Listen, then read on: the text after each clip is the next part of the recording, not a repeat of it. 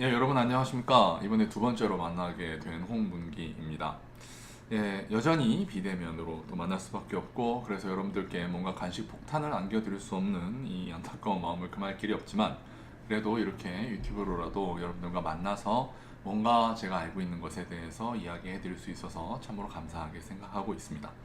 예, 제가 지지난주에 강의를 했었죠. 그때 한국은 왜 일본에게 졌을까라는 주제를 가지고 그때는 우리가 병인양요라는 전쟁에서 만약에 졌다면은 오히려 일찍 현타를 받아가지고 우리가 빨리 나라를 바꿔야겠구나 이런 생각을 할 수도 있었을 텐데 도리어 그러지 못했기 때문에 현타를 받아야 될 때 받지를 못했기 때문에 오히려 인생이 좀 꼬여버린 사람들처럼 우리나라 자체도 좀 그런 것이 아닌가라고 제가 한번 말씀드린 적이 있습니다. 그리고 오늘은 제목이 보시면 아시겠지만 나라를 망하게 한 부자지간이죠. 네, 보시면 사진에 두 명의 사람이 있습니다. 왼쪽에는 좀 더 나이 든 할아버지가 있고 오른쪽에는 한 50대쯤 돼 보이는 아저씨가 있죠. 이 사람들이 누굴까?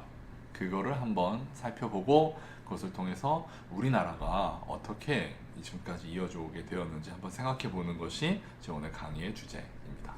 자, 첫 번째 질문. 나는 누구일까요? 자, 사실 이런 질문을 만약에 대면 강의에서 했으면 제가 이제 양쪽에다가 이 과자 봉다리를 들고 자, 맞춘 사람한테 드리겠다라고 해서 과자를 집어 던지는 이제 그런 퍼포먼스를 할 수도 있는 좋은 기회인데 그런 걸 하지 못하는 것이 너무 안타깝습니다만 하여튼 나는 누구일까요? 1852년에 태어났습니다. 지금으로부터 대략 170년 전이네요. 와우. 그리고 조선의 마지막 왕입니다. 그리고 원래 이름은 이명복이라는 사람이고 어머니는 두 명이에요. 민씨, 조씨. 태어난 친생모는 민씨고 나중에 계모랄까요? 입양한 사람이 조씨입니다. 그리고 아내는 명성황후. 여기서 이제 거의 힌트가 나오죠. 그리고 아들은 순종입니다. 누구냐면 바로 조선의 마지막 왕인 고종입니다. 자, 이 고종이 오늘 강의의 첫 번째 주인공입니다. 그 다음 두 번째 나는 누구일까요? 1820년 태어났습니다. 정확하게 지금으로부터 201년 전에 태어났는데요. 태어나셨네요 라고 말해야 될 것 같은 분이긴 합니다. 그리고 고종의 아버지, 좀 전에 봤던 바로 그 사람의 아버지입니다. 여기까지만 해도 그래도 나름 중고등학교 때 별로 졸지는 않았다 라고 하시는 분들은 대충 이름 아실 수 있겠죠. 원래 이름은 이하응이라는 사람입니다. 어머니, 아내, 며느리가 모두 민씨입니다. 이쯤 되면 민씨 성애자라고도 할 수 있는 사람인데 여하튼 그리고 조선 역사상 최초의 살아있는 대원군입니다. 이건 제가 나중에 다 설명드릴게요. 무슨 말인지. 그리고 1898년에 죽었습니다. 누구냐면 바로 흥선대원군이라는 사람입니다. 이름이 이하응이고 이 사람의 명칭이 흥선대원군입니다. 자, 대원군하고 고종은 보시다시피 아버지와 아들입니다. 그런데 바로 이 사람들 때문에 우리나라는 굉장히 큰 어려움을 겪게 됩니다. 왜일까요? 그걸 배우려고 한 것이 오늘 강의의 목적입니다. 자, 복습을 해봅니다. 지지난주에 제가 뭐라고 말씀드렸냐면 바로 이 대원군과 고종이 살았던 조선의 마지막 시대는 어떤 시기였냐면 거기 강의한 보시면 아시겠지만 서세동점이라고 되어 있죠. 서양 세력들이 막강한 군대, 앞서 나가는 과학기술, 그것을 통해서 만든 배, 대포 이런 거 가지고 아시아 지역에 와서 우리가 살고 있는 한국이나 일본이나 중국 같은 곳에 와서 여기서 대포 빵빵 쏘면서 야 우리랑 무역하고 우리한테 여러 가지 특권도 내놓고 우리한테 땅 내놓고 해놔 라는 식으로 침략을 하던 시기가 바로 대원군과 고종이 살았던 시기입니다. 그러니까 이러한 시기에 우리가 서양한테 침략당하지 않기 위해서는 서양에게 지지 않을 수 있는 힘을 길러야만 했죠. 그럼 그걸 위해서는 뭐가 필요할까요? 지난 시간에 제가 말씀드렸던 거는 요건데 현타를 받아야 된다. 현타가 필요하다라고 말씀드렸죠. 그럼 현타 말고 또 필요한 것은 뭘까? 바로 요겁니다. 지도자죠. 리더십이 필요한 거예요. 무슨 말이냐면 우리나라도 그렇고 중국도 그렇고 일본도 그렇고 어떻게 보면은 1000년 넘게 아니 2000년 넘게 그냥 어떻게 살아왔던 방식이 있어. 고유하고 독특한 방식이 있습니다. 그런데 어떻게 하다 보니까 서양이 동양보다 훨씬 더 잘 살게 돼서 프랑스라든가 영국이라든가 뭐 독일, 이탈리아, 미국 이런 나라들이 한국이나 중국이나 일본보다 훨씬 더 힘이 강해져서 우리에게 여러 가지를 요구하면서 부당한 요구를 하면서 우리의 영토를 빼앗으려고 했단 말이에요. 그렇다면 우리는 바뀌어야 되잖아요. 그것도 짧은 시간 내에 굉장히 커다란 변화를 시도해야 되는 거야. 무슨 말인지 알겠죠? 우리가 엊그제까지는 그냥 이렇게 퍼져가지고 아침에 몇 시에 일어나고 상관없이 지내고 밤에 몇 시에 자고 상관없이 지내고 이러다가 갑자기 새벽에 일어나서 아침형 인간이 돼가지고 너 아침부터 일어나서 뭐 신문을 돌리든가 조깅을 하든가 하고 하루에 8시간씩 공부하거나 아니면 뭐 돈을 벌거나 쉽지 않잖아. 쉽지 않은 일이거든요. 한 개인의 삶도 그렇게 단기간에 변화하기가 쉽지 않은데 하물며 나라가 바뀐다는 것은 진짜 어려운 일이거든요.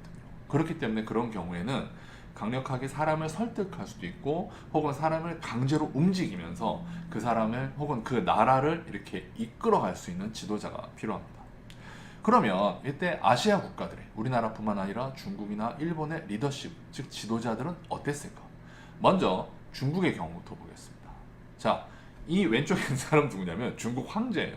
여러 명이 있는 중국 황제 중에 하나입니다. 여러분이 바로 전 시간에 이화진 선생님 강의를 들으셨을 텐데 바로 이화진 선생님 강의가 중국에 대한 강의였죠. 그런데 바로 우리나라가 고종이나 이 승선대원 같은 사람들이 살았던 시절에 중국은 청나라라는 나라였습니다. 그런데 이 청나라 보시면 옷이 약간 뭔가 중국 틱하지 않죠. 이 청나라의 황제는 중국인이 아니었어요. 여진족 혹은 만주족이라고 불리는 다른 북방에 있는 다른 민족 사람들이었습니다. 그 사람들이 중국에 쳐들어와서 중국 전체를 장악을 하고 중국의 황제가 돼 있었던 상황이었습니다. 그럼 중국인들은 어떻게 살았느냐? 이렇게 살았죠.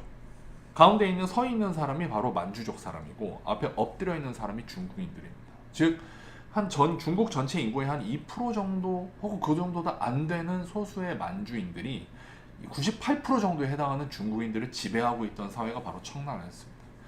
그러다 보니까 어떤 상황이 발생하냐면 이 만주족이 장악하고 있던 청나라 황실은 변화를 싫어해요. 왜냐면 수백 년 동안 자기들이 청나라에서 가장 높은 사람으로서 그냥 청나라에서 잘 먹고 잘 살았는데 갑자기 하루아침에 나라를 바꾸자라고 하면 당연히 싫잖아요.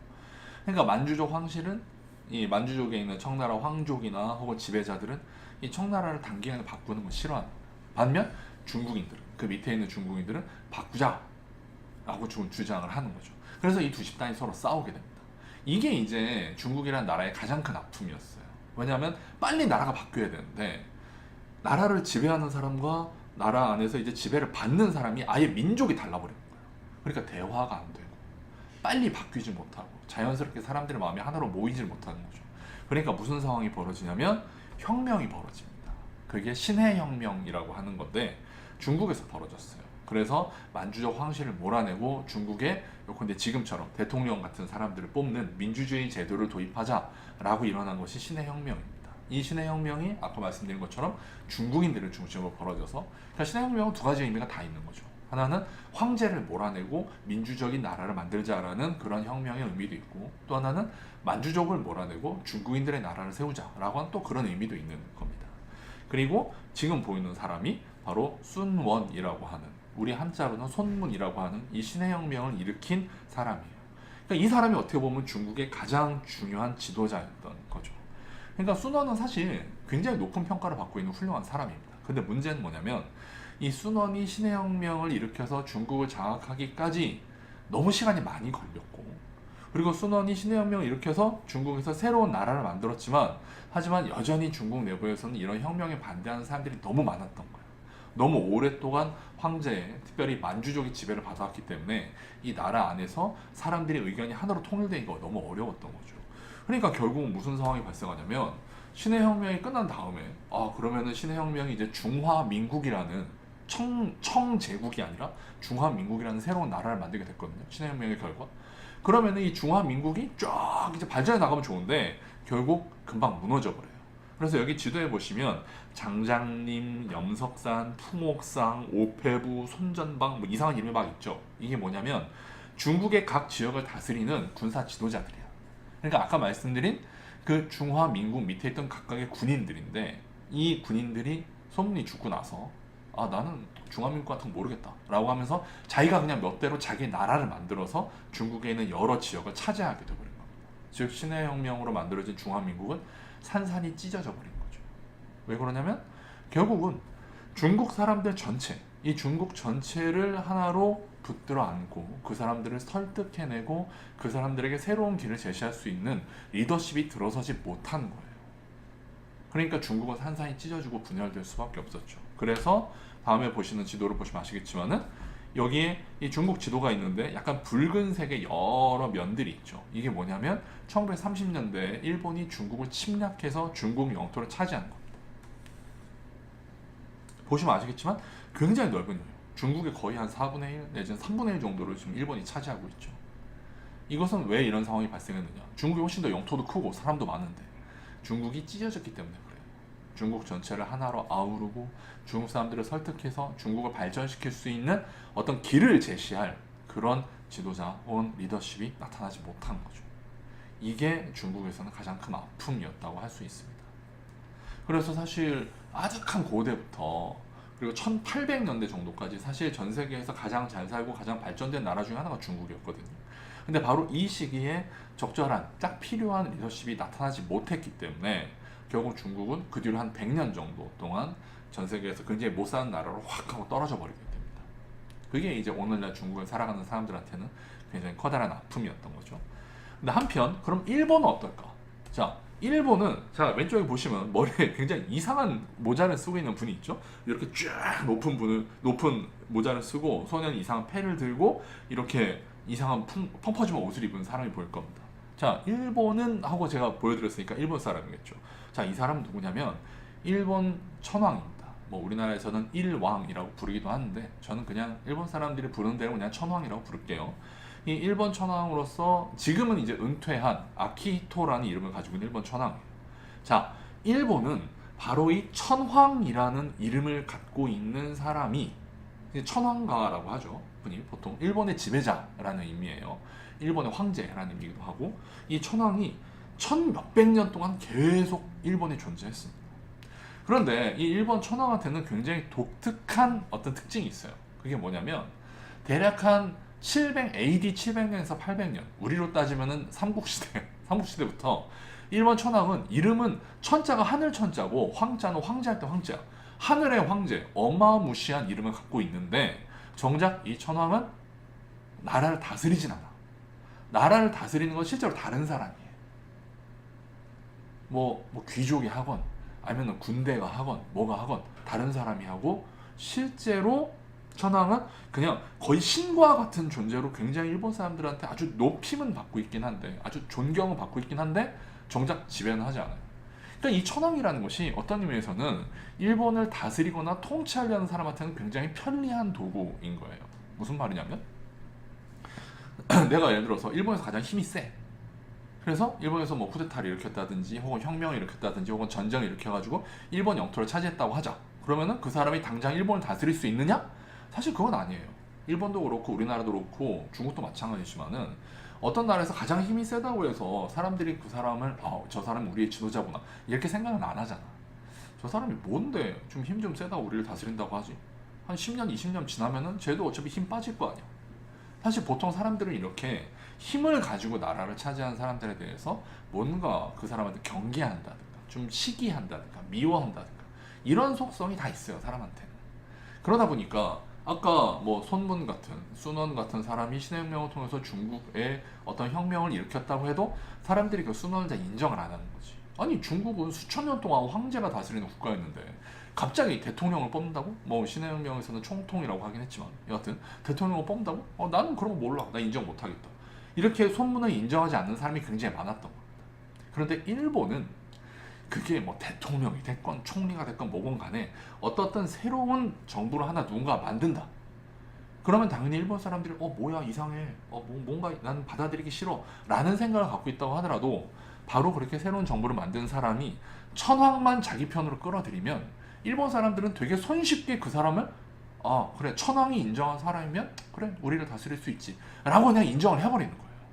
그게 수천 년 동안 일본 사회의 특징이었습니다. 그리고 어떤 의미에서는 오늘날도 마찬가지예요. 그래서 자 다음에 보여드리는 지도가 약간 좀 설명을 드려야 되는데 일본 지도죠. 자 왼쪽 아래 보면은 빨간색으로 조슈, 도사, 사스마라고 하는 이름을 갖고 있는 세 개의 표가 보일 겁니다. 이게 일본의 옛날에 있는 지방 귀족들의 그 귀족들이 살고 있던 지역의 이름인데 바로 이 조슈랑 사스마랑 도사 이 세 지역에 있던 사람들이 일본이 빨리 서양을 따라서 서양의 제도도 받아들이고 서양의 과학기술도 받아들이고 빨리 일본을 개혁해야 된다라고 주장했던 사람들이에요. 그러니까 아까 중국어로 따지면 손문 같은 사람들인 거죠. 근데 이 사람들이 일본 전체를 차지할 만큼 힘이 세진 않았어. 그런데 이 보시면 여기 빨간색 화살표가 있죠. 이 빨간색 화살표대로 이 사람들이 일본의 가장 왼쪽 아래쪽에서 조금씩 중앙으로 올라가기 시작을 합니다. 근데 여기 보시면 도바라는 지역을 지나서 후시미라는 지역으로 가게 되죠. 바로 이 후시미에 일본 천황이 살았어요. 그래서 이 조슈랑 사스마랑 도사 같은 이 혁명군이 후시미 지역에서 천황을 어떻게 보면은 천황을 만난 거야. 그리고 천황을 설득했어. 그래서 천황이 이 세 지역에 있는 사람들한테 동의를 하고 좋아, 나는 니들 편에 서겠다 라고 말을 했어요. 즉 조슈랑 사스마랑 도사 이 세 지역에 있는 지역 사람들이 바로 천황의 직속 군대가 되어버린 거예요. 그러니까 무슨 상황이 벌어졌냐면, 사실 조슈, 사스마, 도사가 좀 힘이 센 지역이긴 하지만 이 세 지역 합해도 일본 전체에 있는 다른 남은 지역의 군대에 비하면 반도 안 됐습니다. 그런데 천황이 조슈 편을 들었다, 천황이 사스마 편을 들었다 라는 소식이 알려진 순간 일본 전체에 있는 남은 지역에 있는 군대가 갑자기 해산이 돼버리는 거예요. 그냥 갑자기 우리는 천황의 군대랑 싸울 수 없다 라면서 해산이 돼. 그래서 몇몇 지역에는 다른 군대라든가 혹은 당시 일본에서 가장 높은 어떤 군사력을 갖고 있는 이 도쿠가와라고 하는 가문만 끝까지 저항을 하다가 결국은 저기 끝에 여기 오른쪽 위에 보시면 하코다테라는 지역이 보이죠. 이게 우리나라로 따지면 저기 아마 한 백두산쯤 되는 가장 높은 북쪽에 있는 변두리 지역인데 그 지역까지 밀렸다가 결국 전쟁에서 쳐요. 그래서 조슈, 사스마, 도사 같은 어떤 일본이 빨리 서구적인 제도를 받아들여서 과학기술도 받아들여서 이제 개혁을 해야 된다 라고 주장했던 사람들이 굉장히 단기간에 일본을 정복해버립니다. 그러니까 이게 일본의 특징이에요. 천황이라고 하는 존재. 일본 사람들한테 거의 신과 같은 존중을 받는데 그러나 정작 통치는 안 해. 그러니까 누구든지 천황을 자기 편으로 끌어들이기만 하면 이건 뭐랄까? 그냥 치트키야. 어떤 나라를 다스리는데 혹은 여러분들 게임 같은 거 할 때 그냥 간단히 현질을 한다든가 혹은 치트키 딱 입력하면 갑자기 그냥 내 캐릭터가 어마무시하게 힘이 세져가지고 게임을 다 이길 수 있잖아. 그러니까 천황이라는 존재가 일본에서는 그런 존재였다는 거죠. 그래서 이거는 제가 지난번 강의 때도 보여드렸던 거지만은 오른쪽에 앉아 있는 뭔가 이렇게 위험 있게 앉아 있는 사람이 바로 조슈나 사스마나 도사 지역에서 군대를 일으킨 혁명군이고, 왼쪽 아래에 앉아 있던 사람들이 바로 끝까지 이런 개혁에 저항했던 사람들입니다. 근데 웃긴 건 천황이 이 오른쪽에 딱 의자 이렇게 하고 앉아 있는 사람들 편을 들기 전까지는 이 오른쪽에 앉아 있던 사람들은 사실 힘이 이렇게 세지가 않았어요. 왼쪽에 무릎 꿇고 되게 이렇게 힘들게 무릎 꿇고 항복해 있는 사람들이 훨씬 더 힘이 셌었다고. 근데 천황이 어느 편을 드냐에 따라서 이게 확 상황이 바뀌어버리는 겁니다. 그게 일본이 어떻게 보면은 굉장히 손쉽게 새로운 리더십을 세울 수 있었던 이유라고 할 수 있습니다. 천황제라고 하는 것이 있었기 때문에 사람들이 되게 나는 조슈나 사스마 사람들이 뭐라고 말하는지는 잘 모르겠는데 이해도 잘 안 되고 잘 모르겠지만 천황이 저 편을 드셨다면 나는 저기 따를래 라고 하는 일본 사회의 분위기가 있었다는 거죠. 그리고 이건 뭐냐면 그동안 수백 년 동안 군인들이 통치하고 있었던 일본의 권력을 천황에게 돌려주겠다라고 선언한 바로 그 자리입니다.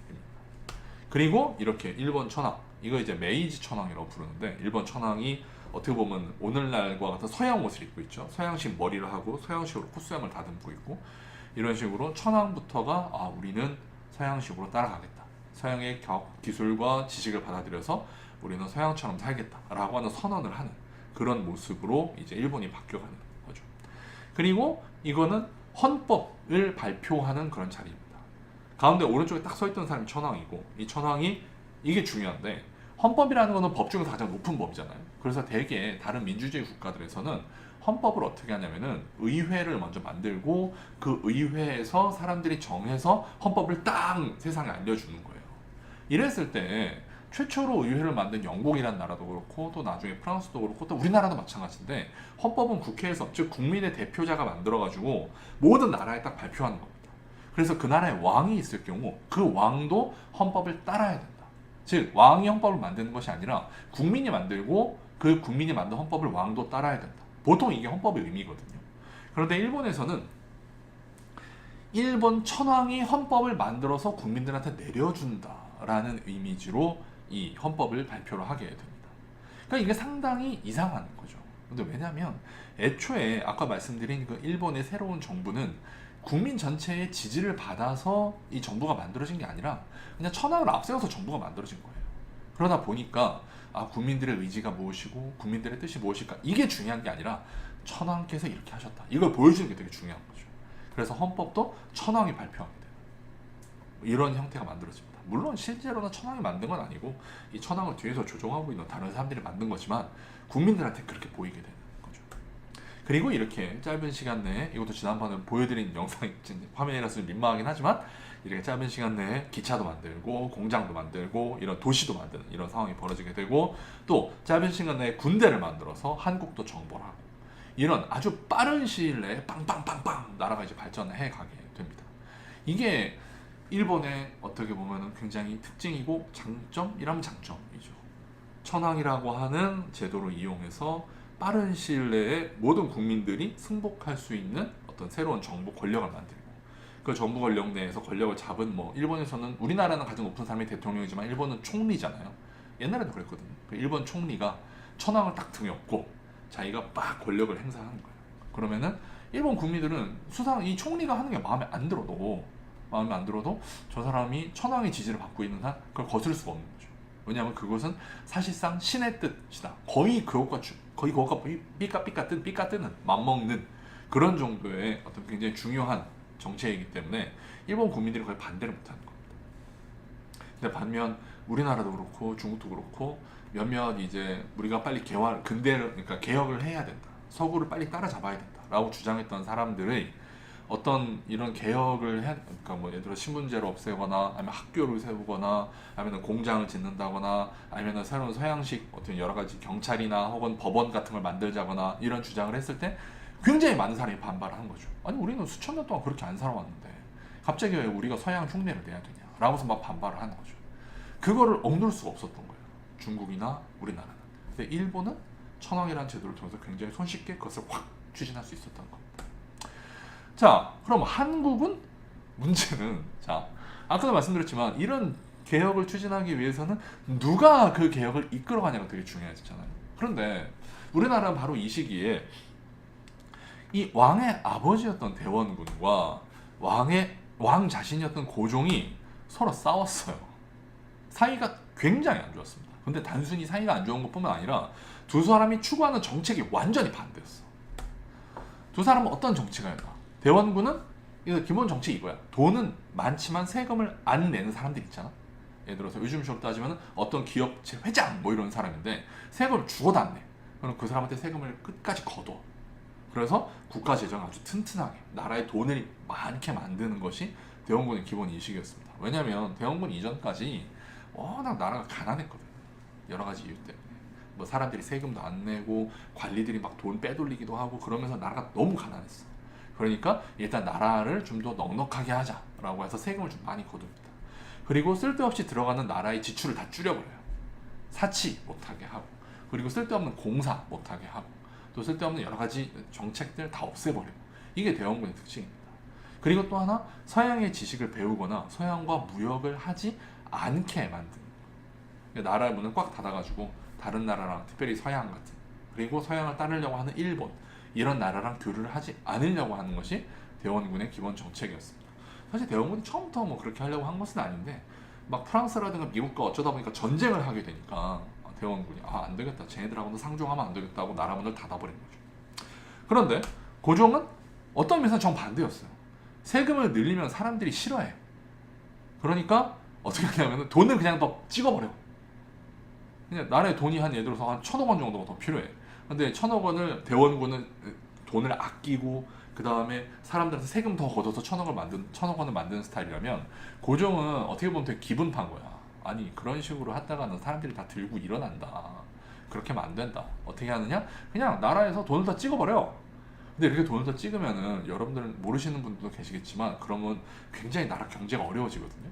근데 고종은 지금 잠깐 어려워도 돈 찍어가지고 그거 좋은 일에 쓰면 결국은 다 좋게 될 거다라는, 굉장히 좀 좋게 말하면 되게 해피한 스타일이고 나쁘게 말하면 대책 없는 스타일이었습니다. 그리고 나중에 가면은 더 이상 돈을 찍을 수가 없으니까 어떻게 하냐면은 관직을 팔아요. 예를 들어서 제가 경기도 안양시에 살거든요. 안양시장 자리를 돈 주고 파는 거야. 그러면 안 되는 거 아니에요? 안 되지. 근데 나라에 당장 돈이 필요하니까 그런 식으로 관직을 돈 주고 팔아서 그걸 가지고 뭘 하냐면은 돈을 많이 써가지고 서양의 기술을 배우고 서양식 제도를 막 도입하는 거야. 조선은 수천 년 동안 그냥 농업만 하고 있었는데 갑자기 공장 지으려니까 돈이 필요하잖아요. 근데 그 돈이 없네?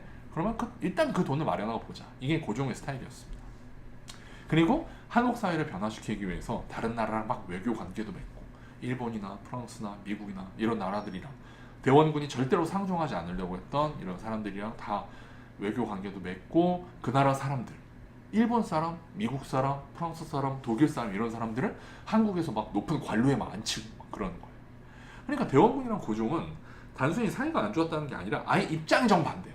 근데 어떻게 보면 둘 다 나름 필요한 정치이기도 하죠. 그러니까 고종 같은 스타일로만 가면 나라가 거덜이 나는 거고 대원군 같은 스타일로만 가면은 나라가 그냥 꼭 움츠러 들어가지고 전혀 변화를 하지 못하다가 결국은 서양한테 먹히는 거죠. 이 두 가지가 다 필요한데 문제는 아주 극단적인 생각을 갖고 있는 이 두 사람이 아버지와 아들인데 서로 엄청나게 싸웠다는 게 문제고. 그러니까 차라리 이 두 사람이 그냥 마음을 합쳤거나 혹은 두 사람 중에 하나는 없고 한 사람만 남아있었다고 하면은 그 사람의 중심으로 뭔가 될 수 있을 텐데 좀 일단 설명을 드리겠지만 대원군이랑 고종이 이렇게 서로 계속 싸우다 보니까 이도 저도 제대로 못하는 상황이 발생을 하는 거예요. 이게 그때 당시 조선의 가장 큰 특징이었습니다. 고종과 대원군의 싸움 기록을 한번 볼게요. 1863년에 고종이 왕으로 즉위해요. 그때 나이 고종이 12살입니다. 근데 이때 이하응, 즉 대원군은 조선 최초의 살아있는 대원군이 돼요. 이게 무슨 말이냐면 대원군이라는 것은 왕의 아버지인데 왕이 아닌 사람을 말해요. 보통 왕은 아버지가 왕인데 그 아버지의 아들이 있으면 그 아들이 그 아버지가 죽으면 왕위를 잇잖아. 그게 이제 왕의 아들이 또 왕이 되고 그 왕의 아들이 또 왕이 되고 이런 방식으로 왕위가 쭉 그 집안을 통해서 이어져 나가는 거잖아요. 근데 가끔 이런 경우가 있지. 예를 들어 제가 왕인데 저한테 아들이나 딸이 없어. 그래서 왕위의 자리를 물려줄 사람이 없는데 내가 죽어버렸어. 그러면 제 자식으로 왕을 세울 수가 없잖아요. 그러니까 내 친척, 그걸 흔히 왕족, 왕의 가족이라고 해서 왕족이라고 부릅니다만 먼저 죽은 왕의 친척 중에서 똘똘한 애 한 명 뽑아가지고 왕을 세우는 거예요. 그런 경우가 조선에서 6번이 있었습니다. 그런데 이 6번 중에서 한 번이 마지막 한 번이 고종인 거죠. 근데 이 고종을 제외한 나머지 5명의 공통점이 뭐냐면 이 사람이 왕이 됐을 때 그 아버지가 다 이미 죽어있는 상태였어. 일부러 그런 사람만 뽑은 거예요. 왜냐면 내가 왕인데 내가 원래 왕이 아니었다가 갑자기 왕이 됐어. 근데 내 아버지가 살아있어 만약에. 그러면 나도 그렇고 내 아버지도 그렇고 입장이 되게 곤란해지는 거야. 내 입장에서 내 아버지는 나한테 아버지야. 그러니까 내가 저 아버지한테 효도도 하고 아버지 뜻도 따라야 되지. 근데 한편으로는 내 아버지 입장에서는 내 아들이 왕이니까 그러면은 나는 아들의 신하네? 이렇게 되는 거죠.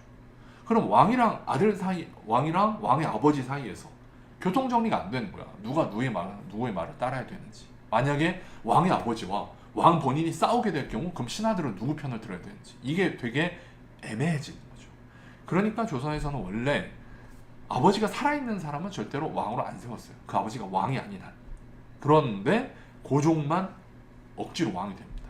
이거는 바로 이하응이라는 사람이 당시 왕실에 있는 여러 다른 높은 어른들이랑 좀 이렇게 좀 싸바싸바 해가지고 내 아들을 왕으로 세워주시면 제가 화끈하게 보답을 하겠습니다. 라고 하고 자기 아들을 왕으로 세운 거죠. 그래서 실제로 고종이 12살에 왕이 됐으니까 실제로 되게 웃겨요. 당시 기록을 보면 12살이면 지금으로 보면 초등학교 5학년이죠. 초등학교 5학년짜리가 어떻게 왕이 돼. 한 번도 왕으로서 교육도 받아본 적이 없는데. 그래서 이 고종이 원래 이 명복이었으니까 명복이가 들판에서 이렇게 놀고 있는데 갑자기 들판에 사람들이 뽀로로 찾아오는 거야. 그러더니 빨리 가셔야겠습니다 하면서 영문도 모르는 명복이를 끌고 가. 그러더니 명복이를 그대로 궁궐로 끌고 와서 왕위에 앉히고 자 이제 왕이 되셨습니다 이렇게 하는 거야. 그러니까 당연히 고종은 뭣도 모르지. 12살짜리 애가 뭘 알겠어요. 그러니까 왕이라고 하지만 아무것도 못하는 거야. 그러니까 실제 정치는 이 고종의 아버지인 대원군이나 아니면은 대원군이 이 고종을 자기 둘째 아들, 이명복이 둘째 아들인데 자기 둘째 아들을 왕위로 앉히는 과정에서 도움을 준 다른 왕실에 있는 어른들, 이런 사람들이 정치를 다 하는 거지.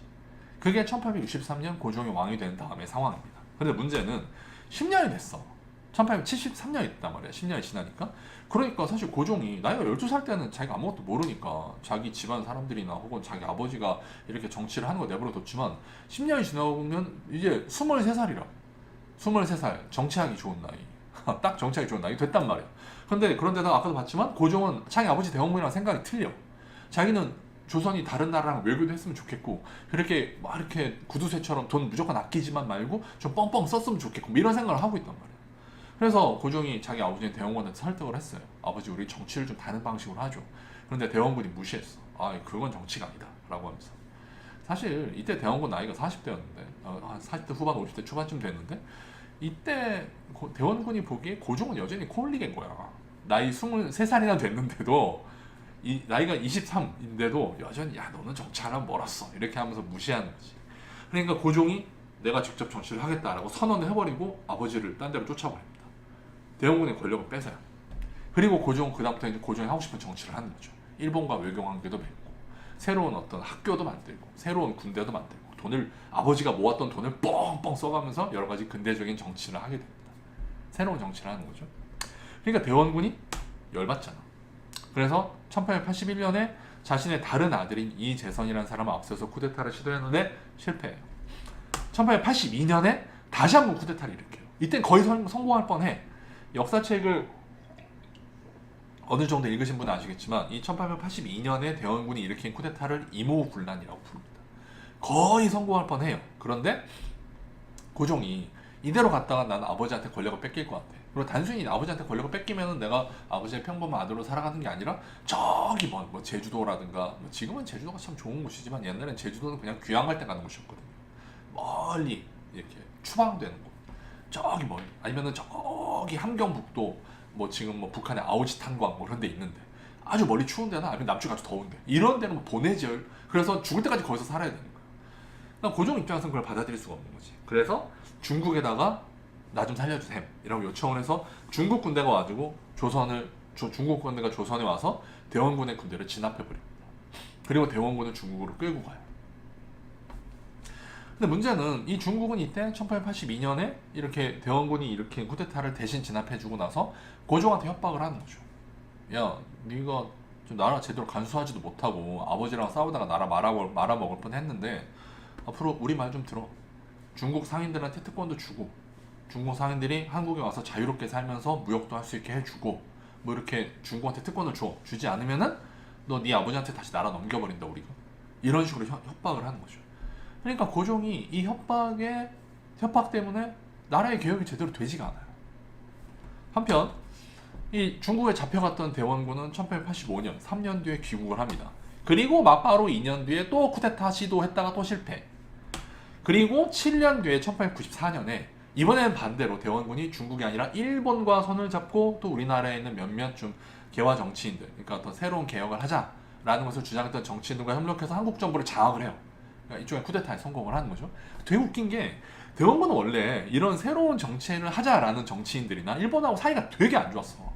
근데 아들이 너무 미우니까 이런 애들이하고도 손을 잡아서 결국은 자기 아들을 몰아내는 데 성공을 한 거죠. 그리고 1895년에는 아예 대원군이 자기 손자 이준용을 앞세워서 고종을 또 한 번 폐위시키려고 하다가 그러니까 결정적으로 고종을 몰아내려고 하다가 실패합니다. 그리고 1896년에는 고종이 또 일본이랑 이제 싸바싸바 해가지고 이제 논의를 해서 다시 자기 아버지를 몰아내고 또 자기가 권력을 차지해요. 그러니까 대원군은 또 자기 아들한테 진 거죠. 그러니까 이번에는 대원군이 돌이킬 수 없는 실수를 합니다. 그게 뭐냐면 흔히 역사책에는 을미사변이라고 알려져 있는 건데 일본이랑 짜고 고종의 부인인 명성왕후를 살해하는 데 협력을 해요. 명성왕후가 궁궐에 살고 있었는데 일본 조폭들이 가가지고 일본 깡패들이 가서 명성왕후를 죽여버렸단 말이에요. 어떻게 죽였을까? 아니 깡패가 어떻게 그 안에 들어가? 이게 어떻게 했냐면 대원군이 그 자기 사람을 보내가지고 궁궐 안으로 몰래 들어가게 해줬어요. 그래서 일본인 깡패들이 명성왕후를 죽일 수 있었습니다. 그러니까 이거는 선을 넘어버린 거지. 사실 쿠데타 시도를 그렇게 많이 한 게 이미 선을 한참 넘은 거지만 고종 입장에서는 와 어떻게 아버지란 인간이 저럴 수가 있냐? 라는 생각을 하게 된 거예요. 그래서 그 2년 뒤에 대원군이 죽는데 고종은 끝까지 대원군의 장례식에 오지 않습니다. 우리나라가 유교 국가잖아요. 근데 아버지 장례식에 한 나라의 왕이 가지 않는데 사람들이 고종한테 그래도 장례식에 가셔야 하지 않을까? 이런 말을 못해요. 이 아버지와 아들 사이의 관계를 사람들이 다 아니까. 대원군은 또 죽기 직전에 야 그래도 나 사이는 되게 안 좋았지만 그래도 아들을 좀 보고 싶다 하면서 죽기 직전에 계속 야 우리 임금님 안 오셨냐 내 아들 안 왔냐 계속 물어보는데 그 얘기는 당연히 고종 귀에 들어갔겠지. 근데 고종이 속된 말로 쌩까버립니다. 죽으려면 죽든가 이렇게 내버려둬요. 그러니까 정리를 하면 서양의 침략을 막기 위한 개혁을 했어야 할 이 중요한 때에 한국은 왕하고 아버지가 계속 싸우면서 아들은 청나라 끌어들이고 아버지는 일본 끌어들이고 하면서 나라가 완전히 엉망이 되버린 거야. 그러니까 제대로 된 개혁을 하지 못해. 차라리 두 사람이 한 사람이었다면, 그러니까 대원군이 지 아들을 왕으로 세운 게 아니라 그냥 자기가 왕이 됐든가, 아니면 대원군이 일찍 죽든가 해가지고 고종이 그냥 권력을 일찍부터 잡고 쭉 개혁을 추진해 나갔으면 전혀 다른 상황이 되지 않았을까.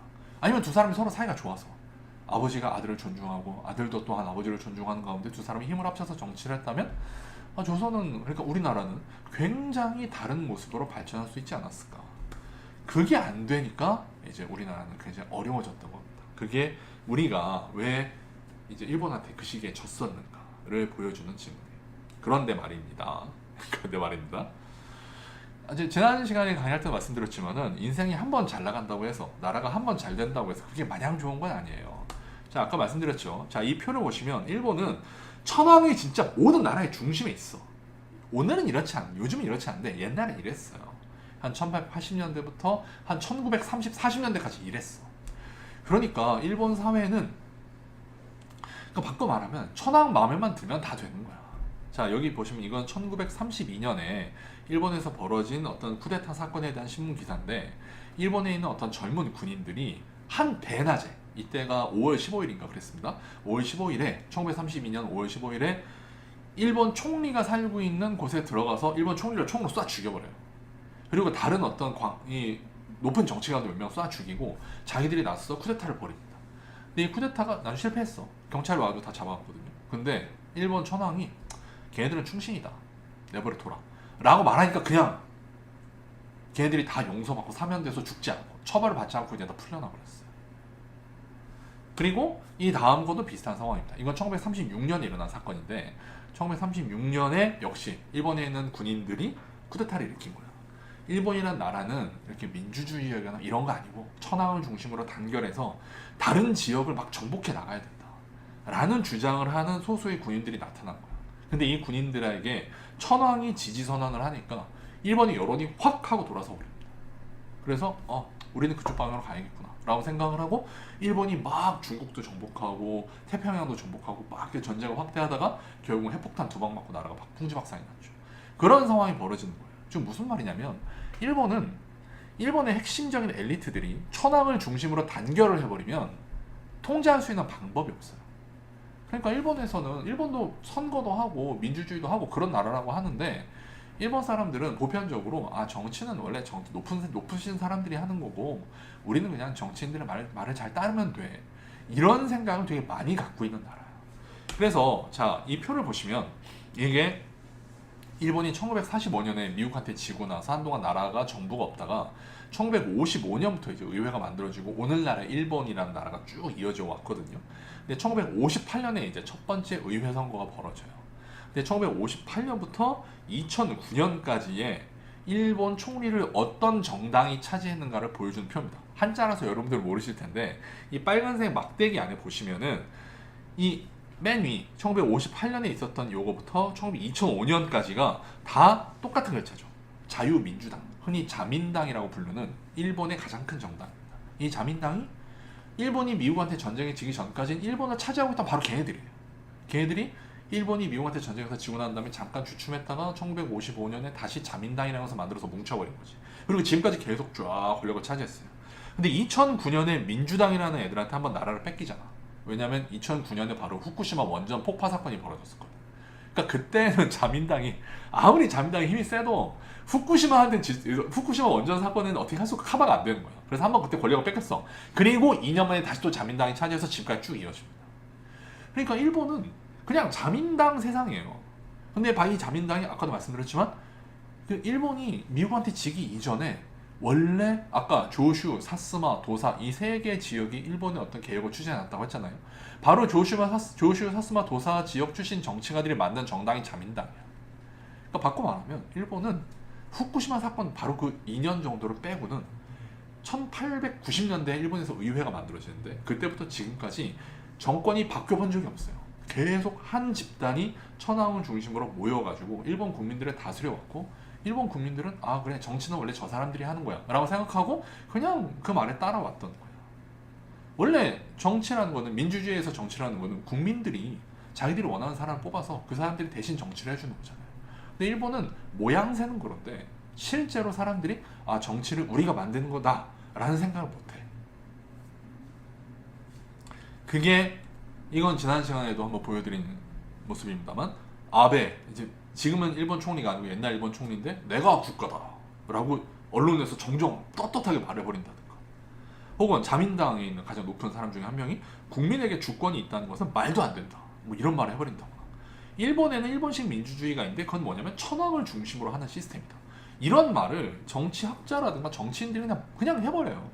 만약에 이런 말을 한국에서 한국 정치인이, 만약에 문재인 대통령이 내가 국가다 이랬으면 아마 당장 한 달도 안 돼서 쫓겨날걸. 국민에게 주권이 있다는 것은 말도 안 된다, 이런 말을 만약에 한국의 정치인이 했으면 그 정당이 풍지박산이 날 거예요. 그냥 그게 원래 민주주의 원칙상 말이 안 되는 거니까. 그런데 일본은 그렇게 돌아가고 있다는 거지. 그게 어떤 의미에서는 천황이라고 하는 치트키를 사용했기 때문에 일본이 겪을 수밖에 없는 부작용이에요. 국민들이 직접 우리가 나라를 만들었다 이런 느낌이 아니고, 높으신 분들이 알아서 똑딱똑딱 천황을 앞세워가지고 나라를 만든 다음에 자, 이 나라가 너희들의 나라니까 너희들은 여기서 살아 라는 식으로 그냥 제공을 해버리는 거죠. 그럼 한국은 어떠냐? 아까 말씀드렸지만 한국은 이 왕이랑 왕의 아버지가 서로 싸우면서 이 나라 정부가 풍지박산이 났었잖아. 그러니까 제대로 된 정부가 없었다고. 그러니까 일찍부터 국민들이 막 들고 일어나요.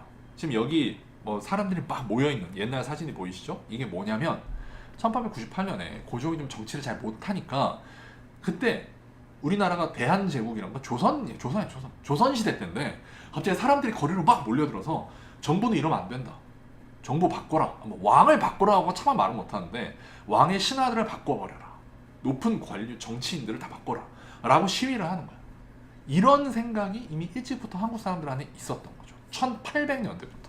그리고 3.1운동, 그리고 이것은 4.19라고 해서 1960년대에 벌어진 우리나라 초대 대통령인 이승만이 되게 정치를 잘 못하니까 또 사람들이 거리로 나와서 대통령 갈아치워라 라고 해서 이렇게 주장을 하는 거. 이건 1980년에 광주에서 벌어진 5.18, 5월 18일에 벌어진 역시 민주화운동, 역시 전두환이라고 하는 어떤 군인이 불법적으로 권력을 얻으려고 하니까 전두환이 무슨 대통령이냐, 정식으로 제대로 선거를 치러라 라고 하면서 사람들이 거리로 몰려나오는 거예요. 이것은 1987년 1987이라는 김태리 씨랑 강동원 씨가 주연한 영화가 있었는데, 그거 보신 분도 계실지 모르겠습니다만 1987년 6월에 사람들이 실제로 거리로 몰려 나와서 정부가 제대로 못하고 있으니까 이거 갈아치워라 라고 하면서 또 시위를 하는 거죠. 그리고 이거는 최근이죠. 2017년에 박근혜 전 대통령이 뭔가 잘못하고 있으니까 뭘 잘못하고 있는지 여기서 자세히 설명할 시간은 없고, 그거에 대해서 이제 한번 또 뒤집어 엎는 사람들의 어떤 움직임이 있었고, 그때마다 우리나라가 바뀌어왔죠. 지금 무슨 말이냐면 한국은 이 오늘날의 국가를 만드는 이 출발선상에서는 되게 출발이 늦어졌어. 그러다 보니까 효율적으로 나라를 이끌어갈 수 있는 리더십이 없었고, 그러니까 나라가 계속 좌충우돌 하면서 힘든 과정을 겪었죠. 그 과정에서 일본한테 나라도 빼앗기고, 또 남과 북이 분단이 되고 전쟁도 벌어지고, 힘없는 나라가 겪는 온갖 어려움을 다 겪었어. 그게 한국이 일본한테 진 이유죠. 하지만 모든 약점은 기회야. 우리나라가 한번 약점을 겪었기 때문에 한편 우리나라는 밑바닥부터 국민들이 직접 나서서 나라를 만든다라고 하는 새로운 기회를 얻을 수 있었던 거예요. 반면 모든 강점은 한편으로는 위기입니다. 일본은 아주 손쉽게 재빨리 나라를 만들어낼 수 있었죠. 새롭고 오늘날과 같은 현대적인 나라를 만들어낼 수 있었어. 하지만 너무 손쉽게 만들었기 때문에 그 나라 사람들 안에서는 굉장히 커다란 약점이 남아 있었던 거죠. 저는 이게 국가의 단계도 마찬가지고, 이거 여기서부터 약간 또 꼰대질로 들어가게 되지만은 여러분들한테도 마찬가지라고 생각해요. 삶 속에서 어려움을 겪을 수 있어. 근데 일찍 어려움을 겪는 것이 여러분들이 정신만 잘 차리고 그 가운데서 좋은 의지를 가지고 노력만 한다면 굉장히 다른 결과를 나중에 10년, 20년, 30년 뒤에 만들어낼 수도 있어요. 우리나라가 산 증인이라니까. 지금 전 세계에서 한국과 일본 중에서 어떤 나라가 더 존중받냐 하면은 지금은 일본보다 오히려 한국이 일본보다 영토도 작고 인구도 적고 돈도 없는데, 오히려 세계 사회에서는 일본보다 한국이 더 존중받고 있는 부분이 많단 말이에요. 그리고 그럴 수 있었던 이유는 한국은 진짜 밑바닥에서부터 시작을 했기 때문에 차근차근 올라오면서 나름의 힘을 어떤 의미에서는 일본보다 더 강하게 얻을 수 있게 된 거예요. 예, 강의가 길었습니다만. 그래서 한국이 왜 일본에게 졌었는가? 하지만 왜 그 뒤에 한국이 다시 일본을 따라잡거나 혹은 앞지르거나 하면서 일본 못지않은 나라가 되고 오늘날 우리가 이렇게 발전할 수 있었는가에 대해서 제 나름대로 생각한 점들, 그리고 이것을 통해서 우리의 삶, 우리의 인생에 대해서 어떻게 적용할 수 있을까에 대해서 한번 간략 40분 동안 간략하게 말씀을 드려봤습니다. 예, 다들 졸리느라 수고하셨고요. 졸린데 이렇게 강의 듣느라 수고하셨고, 어떤 분은 주무시느라 수고하셨고, 예, 다들 수고하셨으리라 생각을 합니다. 거기는 시간 동안 예, 좀 힘들고 지겹고 그럴 수 있겠지만은 즐겁게 또 나름의 의지를 가지고 잘 보내시고, 이후에 여러분들의 삶 속에서도 어떤 행운 그리고 보람 이런 게 가득하기를 기도할게요. 예, 언젠가 또 기회가 되면은 다른 곳에서 더 즐겁고 행복한 모습으로 다시 만났으면 좋겠습니다. 예, 안녕히 계십시오.